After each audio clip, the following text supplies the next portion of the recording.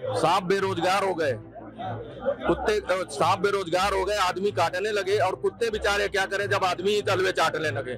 कहीं चांदी के चमचे हैं तो कहीं चमचों की चांदी है। आपसी मतभेद बुलाए बैठे हैं कि हटे मोदी तो लूट खाए देश को, यही कास लगा बैठे हैं। तोड़ के सबको अलग किया हुआ था, बाकी मुस्लिम पक्ष को जेब में लेके चल रहे थे कि भैया ये वोट तो हमारा सेफ है, बाकी तो हमारे पास दोगले हैं ही, वो आ जाएंगे हमारी सरकार बन जाती थी। बाकी हमले हो रहे थे दनादन और तुम अमेरिका के तलवे चाट रहे थे जाके, कहते थे भैया देखो ये कर दिया वो कर दिया, तुम कंपेयर वहीं पाकिस्तान तक थे, अब चाइना को बीट करने के चक्कर में हो। जो पिट्ठूकार चाटुकार जो खैराती गैंग है, जो वामपंथी लोग हैं विचारधारा के, वो लोगों को दिक्कत है, किसी और को दिक्कत नहीं है। वो 2019 में भी बहुत चीखे थे, केजरीवाल ही आया था, वो कहता कि अब तो चुनाव ही नहीं होगा, अब तो यहाँ से ढांचा ही डेमोक्रेसी का टूट के बिखर जाएगा। और फिर यही 2024 में यही चिल्ला रहे हैं। उपम, अगर आपको नहीं देखना उनकी वीडियो देख लो, क्या धोया कांग्रेसियों को, तो कांग्रेसी थे भाई, हम तो चलो बीजेपी में आ गए, कांग्रेसी को धो रहा है ये कह के कि भैया ये कहते हैं सनातन को गाली बको। जातिवाद तुम्हें क्या चाहिए भाई? तुम्हारी दादी ने कहा था न जात पे न पात पे, इंदिरा जी के बात पे मोहर लगेगी हाथ पे, तो फिर क्यों जात पात चाहिए भाई? जब तुम्हारे खानदान में ही लोग जात पात, नेहरू जी ने मना कर दिया था, अंग्रेजों ने जात डलवाओ। खड़गे साहब औपचारिक अध्यक्ष है, कहते कुत्ते की तरह, बताओ कुत्ते की संज्ञा देनी थी, अगर यही कोई पार्टी दे देती तो अभी बवाल मचा देते तुम, पूरा जितना वामपंथी मीडिया बाहर आ जाता निकल के, जी कुत्ता कह दिया। डिक्टेटरशिप आ गया है, मोदी जी तानाशाह की तरह बर्ताव कर रहे हैं, आपको भी लगता है ऐसा? ऐसा है, कहते हैं ना चमचों की चांदी है, वही कहते हैं ना कि देखो दिल्ली का जो है मतदान गलत मतदान, यहाँ का खानदान इंडिया का, और जो है भुगत रहा है हिंदुस्तान। सांप बेरोजगार हो गए, सांप बेरोजगार हो गए, आदमी काटने लगे और कुत्ते बेचारे क्या करें जब आदमी ही तलवे चाटने लगे। कहीं चांदी के चमचे हैं तो कहीं चमचों की चांदी है। आपसी मतभेद बुलाए बैठे हैं कि हटे मोदी तो लूट खाए देश को, यही कास लगा बैठे हैं। तो ये हो रहा है कि भैया ऐसा है, कुछ भी गड़बड़ नहीं है, सब ठीक है, सारी व्यवस्था ठीक है और फर्स्ट क्लास है और आगे लोग मूड में है। बस ये था कि पहले क्या था, एक प्लेटफॉर्म पे नहीं थे, बिखरे हुए लोग थे, बिखरा हुआ 52 पार्टियां थी, तोड़ के सबको अलग किया हुआ था, बाकी मुस्लिम पक्ष को जेब में लेके चल रहे थे कि भैया ये वोट तो हमारा सेफ है, बाकी तो हमारे पास दोगले हैं ही, वो आ जाएंगे हमारी सरकार बन जाती थी, नहीं ले दे के टूट फूट के बन जाती थी। अब वो सारी चीजें नहीं हो पा रही हैं, दाल गल नहीं रही है, तो बिल बिलाए हुए हैं और बौखलाए हुए हैं, तो वो हो रहा है, ये हो रहा है, डिक्टेटरशिप आ रही है। अरे भाई इंदिरा गांधी से बड़ा डिक्टेटर यहाँ कोई रहा? तुम कहते हो कि वहां पे क्या नाम है, हिटलर ने जर्मनी में लाखों लोगों को मरवा दिया। अरे भाई जब यहाँ पे बंटवारा करा था दो हमारे कांग्रेसियों ने, तो कितने लाखों की लाशें आई, जो वहां जमीनें छोड़ के बनिया आए थे पाकिस्तान में, उनका उन्होंने कब्जा कर लिया। यहाँ तुमने वक्त बोर्ड बना के बैठ गए, जो यहाँ के लोग छोड़ के गए वो वक्त बोर्ड के कब्जे में आ गया। तो तुमने जो किया है ना, वो अब ऐसा है, लोग उनसे त्रस्त होके भरे पड़े थे कि आए कोई आए हमारी भी आवाज सुने। 110 करोड़ के हिंदुस्तानियों का कोई तो आवाज सुने। बिखरे हुए थे, अभी भी है कुछ, उनको सेकुलर के नाम पे तोड़ रखा है, किसी को जात पात के नाम पे भड़का रहे हो। आप बताओ, भीमराव अंबेडकर के पास 1 से 1 डिग्री थी, उनके पास कोई आरक्षण नहीं था। आज तुमने इतने 10 सालों से आरक्षण दिया, किसके पास क्या डिग्री और कौन भीमराव अंबेडकर बन गया? तो वही कह रहा हूँ, ये विडंबना है देश की, और इस देश में हमेशा ये होता रहा है। मुगल भी आए तो उनके पास सेना के अलावा कुछ नहीं था, यहीं के जयचंद्र, यहीं के मुट्ठी भर लोग उनके साथ मिल गए और फिर उनकी ताकत बढ़ गई। जयचंद्र को हुई ना वो फांसी, बुरी तरह से हुई भाई। जयचंद्र जो है वो उनका चमचागिरी कर रहा था, बाद में उसका हाथ दुनिया जानती है, इतिहास गवाह है। तो वही कह रहा हूँ कि ये समझते नहीं है बात को। जिस दिन तुम एक हो ना, देखो आज आपके विश्व आवाज सुन रहा है, आज आपके धर्म को, सनातन को पूरे विश्व में मान्यता मिल गई। योग कहाँ से कहाँ पहुंच गया। योग को कोई जानता था? कोई योग करता ही नहीं था, वो समझता था कि ये कोड वाला वो बेकार के कोई एक्सरसाइज है। आज पूरी दुनिया मना रही है उसको। तो ये जो है मुट्ठी जब बत्ती है ना, उसकी ताकत है ये हिंदुस्तानियों की, और उस ताकत को विश्व मंच पे भी अब सलाम किया जा रहा है। पहले ये सब कहाँ था? पहले तो तुम्हारे यहाँ आतंकवादी हमले हो रहे थे दनादन और तुम अमेरिका के तलवे चाट रहे थे जाके, कहते थे भैया देखो ये कर दिया वो कर दिया, तुम कंपेयर वहीं पाकिस्तान तक थे, अब चाइना को बीट करने के चक्कर में हो। टेक्सटाइल में कहाँ से कहाँ पहुंच गई, मोबाइल इंडस्ट्री में कहाँ से कहाँ पहुंच गई। स्टार्टअप का कोई नाम नहीं सुना था, 3000 स्टार्टअप 60 सालों में हुआ, आज 1 लाख से ऊपर पहुंच गया, रोड डबल हो गए। तो ये विकास नहीं है तो क्या है? आप देखो डीजल और पेट्रोल क्या नाम है, कोयले से ट्रेनें चलती थी, उसकी जो लाइन का बिछाने का एकाकरण था कितना था, आज 1 लाख से ऊपर चला गया, 21,000 को पार कर गया। तो 400 सीटें सही मांग रहा भाई, काम किया अगले ने, देना भी चाहिए। एक आरोप लग रहा है कि ये आखिरी चुनाव है 2020 हिंदुस्तान में, ये तो 24 में आखिरी होगा, इसको चुनाव ही नहीं होगा, मोदी जी हमेशा के लिए रह जाएंगे। एक निर्मला सीतारमण के पति और कई और नेता ने आरोप लगाया। जी जी, आपको एक बात बताऊं, जो पिट्ठूकार चाटुकारिता, जो खैराती गैंग है, जो वामपंथी लोग हैं विचारधारा के, वो लोगों को दिक्कत है, किसी और को दिक्कत नहीं है। वो 2019 में भी बहुत चीखे थे, केजरीवाल ही आया था, वो कहता है कि अब तो चुनाव ही नहीं होगा, अब तो यहाँ से ढांचा ही डेमोक्रेसी का टूट के बिखर जाएगा। और फिर यही 2024 में यही चिल्ला रहे हैं। भैया चुनाव हो रहा है और वही लड़ रही है पार्टियां। आप बताओ, उन्होंने मैनिफेस्टो जारी किया, ईवीएम हटाओ, ईवीएम को लेके आते, तुम इतना अपने फॉलोवर को जितने थे उनको ईवीएम का चूरन भेज दिया था, चाशनी चटा दी थी, तो उनकी चाटन वो अपने मैनिफेस्टो में डाल लेते। अब वहां पे ठीक हो गया। जहां जहां देखो ये जो कर रहे हैं ना, कोई मुद्दा इनका चला नहीं।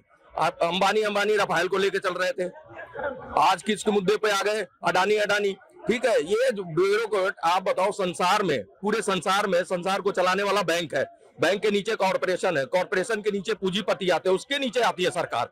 आप बताओ, जहां ब्यूरोक्रेट ज्यादा होंगे, जहां ज्यादा तरक्की करेंगे, वो देश नंबर 1 होता है। अमेरिका के इतने ब्यूरोक्रेट है, सारे आते हैं लाइन में। तो वही कह रहा हूं ना, ये जो मुद्दे हाथ लगाते हैं वही मिट्टी हो जाता है। अब इनके पास की कुछ नहीं है, ये अपनी पार्टी संभाल लें और बचा लें। इसके बाद 2024 के बाद ये लोग कहाँ होंगे, इनके बारे में सोचो कि विपक्ष कहाँ जा रहा है। 401 सीटें राजीव गांधी 2 सीटें लाए थे, तब विपक्ष का ढांचा नहीं टूटा था, तब विपक्ष खत्म नहीं हुआ था। आज उसने कह दिया कि 15% सीटें मैं ज्यादा लाना चाहता हूँ, 303 तो ले आया, 15% की उम्मीद ज्यादा लगा रहा, तो वो डिक्टेटरशिप आ जाएगी, तानाशाह हो जाएंगे। अरे भाई, तुम इतना चीख चीख के गालियां बक रहे हो, दिन भर सनातन को गाली, प्रवक्ता छोड़ के जा रहे हैं यही कह के कि भैया ये कहते हैं अपने प्रवक्ताओं को बैठ के गाली बको चैनलों पे, सनातन को। इसलिए उन्होंने छोड़ा ना गद्दावर इनके प्रवक्ता, हाँ, गौरव राजबल्लभ। क्यों छोड़ा? आप देखो, संजय निरुपम, अगर आपको नहीं देखना उनकी वीडियो देख लो, क्या धोया कांग्रेसियों को। तो कांग्रेसी थे भाई, हम तो चलो बीजेपी में आ गए, कांग्रेसी को धो रहा है ये कह के कि भैया ये कहते हैं सनातन को गाली बको, हमसे तो नहीं होगा, हमें उनके बीच में जाके वोट मांगना है। कल को हम पहुंचेंगे वोट मांगने, वो भाई दिखाएगा वोटर, ये देख भाई दिन भर गाली बकते हो, तुम आ रहे हो वोट मांगने। तो ये सारी समस्याएं जो तुमने पैदा करी, इसलिए तुम्हारा ढांचा गिर रहा है। डेमोक्रेसी और मजबूत हो गई है, और डेमोक्रेसी पे कोई खतरा नहीं है, अब इन पे खतरा है कि ये पार्टी, ये बच्चा बचाओ पार्टी बचेगी कि नहीं बचेगी। क्योंकि किसको बता रहे हैं? अरे बच्चे ही हैं सबके साथ, अब सबका नाम एक सिरे से लूंगा तो वही कॉमन बात हो जाएगी। आप देख लो, कौन सी पार्टी नहीं है उसका बेटा पीछे खड़ा नहीं है। उद्धव ठाकरे ने खड़ा है, लालू यादव खड़े हैं, मुलायम सिंह का लड़का है, ये सोनिया गांधी के अपने सपुत्र साहब हैं। और पहले क्या था, इनके जो खानदान में था, बिना मेहनत करे प्रधानमंत्री बने, अब करना पड़ रहा है, वो हो नहीं रहा है। भाई राजकुमारी राजशाही देखी तुमने, अब वो मेहनत तुम्हारी रंग ला नहीं रही है, तुम्हें से लोग जुड़े नहीं रहे, क्योंकि तुमने शोषित, वंचित, गरीब, पिछड़ा, आगड़ा किसी को देखा ही नहीं है, ना समझे। तुम जाते हो कोई बयान देने, तुम्हें कोई सीरियस सुनता नहीं है। बता देना कोई उनका फॉलोवर पूरा उनका कभी भाषण सुना हो। यहाँ मोदी जी से लाखों लोग जुड़ जाते हैं 1 सेकंड में। वो कहता है भैया उठ के ताली बजाओ, गाली, वो ताली वाला। तो तुमने क्या सोचा, वो अब तुमने तो उसको मुद्दा बनाया, लेकिन उस समय जब उसने कहा था जो वो उसके कोरोना वॉरियर है उनके लिए बजाओ, उनको प्रोत्साहन देने के लिए, जो डॉक्टर अपनी जान पे जोखिम में डाल के जो कर्मचारी काम कर रहे हैं उनके लिए। लेकिन तुमने उसको गलत मुद्दा बनाया, पब्लिक ने उल्टा उठा के तुम्हारे पे दे मारा। तुम जो गुगली बना के फेंक रहे हो, वो गुगली तुम्हारे मुंह पे पड़ रही है। अब ये प्रॉब्लम है और कुछ प्रॉब्लम नहीं है। इसलिए जो है ये पार्टियां धरातल पे जा रही हैं। आने वाले दिनों में देख लेना, ये प्राइवेट लिमिटेड जितनी कंपनियां हैं ये सब धराशायी हो जाएंगी, और जेल में धनाधन जा रहे हैं। और पहले क्या था, भ्रष्टाचारी। आरोप लग रहा है कि ईडी सीबीआई सब मोदी इसकी इशारे पर काम करता है, और उनके कहने पर विपक्षी घर पे जाती है और जबरदस्ती अपने पार्टी में शामिल कराती है। विपक्ष में 20,000 लोग, 20,000 अगर मेरा सही लिस्ट है तो ज्यादा ही होंगे। 20,000 लोग छोड़ के चले गए बीजेपी में। 20,000 पे ईडी सीबीआई गई, कोई बता दे आके, कोई कांग्रेसी आके यहाँ कह दे कि हाँ 20,000 लोगों पे ईडी सीबीआई, इतना टाइम है। समझ रहे हो, ये तथ्य नहीं चलेंगे। अब जो है चूरन बेचना, जो चाशनी चटाना चाहते हो, वो जनता नहीं चाट रही है, अब वो मना कर रही है, वो उसे एलर्जी हो गई है, अब उससे डाइजेस्ट नहीं हो रहा आपकी बातें। उसका हाजमा जो है ना उस तरह का हो गया है, सिंगल वाला। पहले तुमने उसको तोड़ के बहका के करना चाहते थे। जातिवाद तुम्हें क्या चाहिए भाई? तुम्हारी दादी ने कहा था ना जात पे न पात पे, इंदिरा जी के बात पे मोहर लगेगी हाथ पे, तो फिर क्यों जात पात चाहिए भाई? जब तुम्हारे खानदान में ही लोग जात पात, नेहरू जी ने मना कर दिया था, अंग्रेजों ने जाति जनगणना करा रहे थे, कह रहे जाति का हम विश्वास नहीं करते। राजीव गांधी ने खुद बयान दिया आज तुम उनको भी जुटला रहे हो अपने से बांटने में लगे। पीछे से। ये अपना इतिहास पढ़े, इनको ना किताब इनके घर वालों को दे देनी चाहिए भैया, अपने दादा दादी परदादा इनके पढ़ लो पहले, क्या वो कहते आए और क्या तुम कर रहे हो, समझ रहे हो। अभी इनको आत्ममंथन की जरूरत है, और दूसरी चीज सही लोगों की गाइडेंस की जरूरत है। सही लोग हैं नहीं इनके पास, वामपंथी विचारधारा के। जो पीए थे वो तुम्हारे सेक्रेटरी बने हुए, तुम्हारे एडवाइजर हैं। पीए कौन था? सीताराम येचुरी। ये कौन था? ये कोई चुनाव लड़े हैं? राजा राम कोई चुनाव लड़े? कोई चुनाव नहीं लड़े। ये लोग पीए थे, उठा के रख लिया, अब यही एडवाइजर बन गए हैं, यही लिख के दे रहे हैं और तुम्हारे फजीहत करा रहे हैं पूरे देश में घूम घूम के। अब तुम परेशान हो, सर पे हाथ रख के घूम रहे हो। कांग्रेस पार्टी एक टाइम पे 400 पार, 40 भी नहीं पार हो पा रही है, क्या वजह है? अरे 35 का आंकड़ा दे रहे हैं, यही सर्वे करा के। हमने नहीं कराया भैया। कोई फॉलोवर हो तो ये पहले देखे, वो पार्टी सर्वे कर रही है, कह रही 35 सीट आएगी। अब 35 सीटों वाला प्रधानमंत्री बनेगा। 22 सीटों पे केजरीवाल साहब लड़ रहे हैं, उनके 2-3 सीटें आती, उनसे मोदी जी डर गए।